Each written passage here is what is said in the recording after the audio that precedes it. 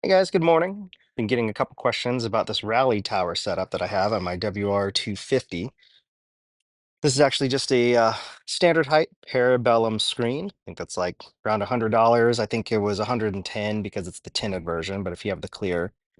And then this is the Adventure Spec Mini Fairing support without the actual fairing. So provides a lot of space for accessories and things. I've got the amps mount adapter, my little TomTom 550 that I had left over.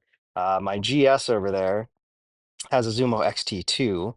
So I just had this TomTom lying around that I bought used a couple years ago as my first GPS.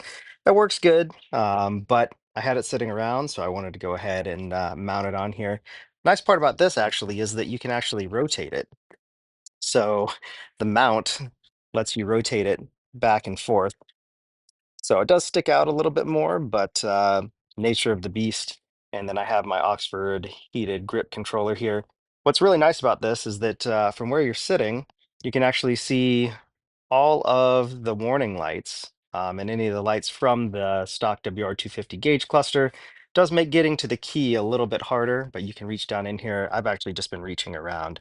Works good. I did consider the nice CNC rally tower that they have. It's about $140 total shipped, but the only thing I didn't like is it has brackets that come off the side and it actually interferes with the brake line. But the Adventure Spec one just provides a nice smooth area with nothing to catch for that brake line there to be able to move freely. So, but just wanted to share that with you guys. I really like how it works. Like I said, the fitment is spot on. Put a little bit of foam up here just to protect it from any sort of rubbing or anything. But for my bar height, I have these kind of some risers down here for the GPR stabilizer. So it raises them a little bit, but if your bars are similar height, it's actually going to work out pretty perfect. So, but that's just another one of the things that I did to the WR250R. Hope you enjoyed.